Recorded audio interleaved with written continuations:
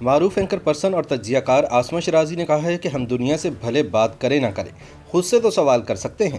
اس وقت ہمیں بحیثیت ریاست خود سے مذاکرات اور بات چیت کی ضرورت ہے۔ اب جبکہ انتہا پسندی کا لاوا اسلام آباد کے سینے میں امڑ رہا ہے تو ہم افغانستان میں امن کی ضمانت کیسے دے سکتے ہیں؟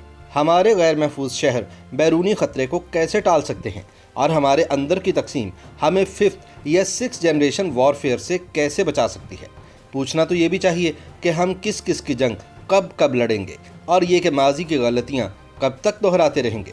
اب بھی نہ سوچا تو کب سوچیں گے، اب نہیں تو کبھی نہیں۔ بی بی سی کے لیے اپنے تازہ سیاسی تجزیے میں آسما شرازی کہتی ہیں کہ اسلام آباد میں گزشتہ چند دنوں کے واقعات اور راولپنڈی میں عین میچ کے آغاز سے قبل نیوزی لینڈ کی ٹیم کا پاکستان چھوڑ جانا محض ہزیمت نہیں بلکہ کروڑوں باسیوں کے لیے مایوس کن بھی تھا۔ ابھی یہ غم مٹانا تھا کہ برطانوی کرکٹ ٹیم کا مصدقہ انکار سامنے آ گیا۔ کرکٹ وطن لوٹ رہی تھی اور قوم ایک واحد تفریح کی منتظر تھی، مگر یکا منظرنامہ بدل گیا۔ 80,000 جانوں کا نذرانہ پیش کرنے والی قوم وضاحتیں پیش کرتے ہوئے کہہ رہی تھی کہ امن کے لیے قربانیاں دینے کے باوجود دنیا آخر پہچانتی کیوں نہیں؟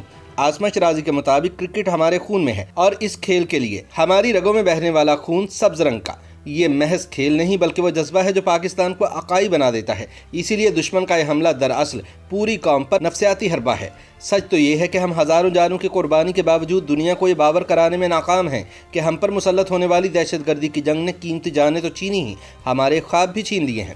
آسما کے مطابق ٹی وی پر ایک نوجوان میچ منسوخ ہونے کے بعد بات کر رہا تھا کہ کس طرح اس نے میچ کے لیے ٹکٹ خریدا اور کتنی دیر سفر کر کے راولپنڈی اسٹیڈیم پہنچا اور معلوم ہوا کہ نیوزی لینڈ کی ٹیم بھاگ گئی۔ کیا ماضی میں کبھی ایسا بھی ہوا ہے؟ لیکن سوال یہ ہے کہ ایسا کیوں ہوا، کس نے کیا، ایسی کون سی دھمکی تھی اور کس نے دی تھی؟ عوام ششدر، حکمران حیران، تماشائی پریشان کہ الہی ماجرا کیا ہے؟ یہ کیسا کھیل تھا جسے منسوخ کرنے سے پہلے تماشائیوں کے اسٹیڈیم تک آنے، پچ کے بچھائے جانے اور سیٹی بجائے جانے کا بھی انتظار کیا گیا تاکہ پاکستان کی دگنی ہزیمت ہو؟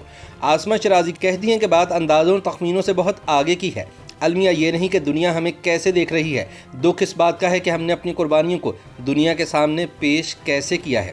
دنیا ہماری قربانیوں کو ڈالر میں تولتی رہی اور ہم لاشیں اٹھاتے رہے۔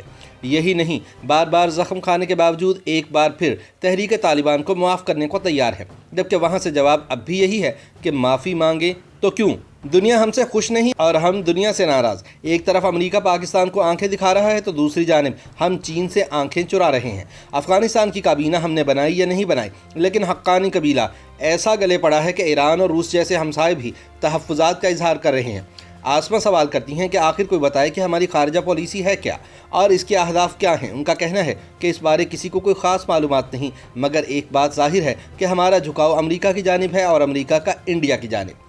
وہ کہتی ہیں کہ امریکی اعلیٰ عہدیدار پاکستان سے تعلقات کو نئی شرائط پر دوبارہ مرتب کرنا چاہتے ہیں، تو دوسری جانب مفکر افراد اور موقر اخبار FATF اور IMF کے ذریعے پاکستان کو فکس کرنے کا چرچا کر رہے ہیں، اور ہمارا حال یہ ہے کہ ہم ایبسلوٹلی ناٹ پر ہی اترا رہے ہیں۔ ایسے میں وقت اور حالات ملک کو کہاں لے جائیں گے، اس بارے میں خود حکومتی اہلکار بھی پریشان دکھائی دیتے ہیں۔ کمزور معیشت، بظاہر ناکام خارجہ پالیسی اور اندرونی جھگڑے کسی طور حالات کی سنگینی تو سمجھا رہے ہیں، مگر نوشتہ دیوار کون پڑھے؟ کیونکہ ہائبرڈ نظام حکومت میں یہ بھی واضح نہیں کہ ملک چلانے کی ذمہ داری حکومت کی ہے یا اسے اقتدار میں لانے والی اسٹیبلشمنٹ کی۔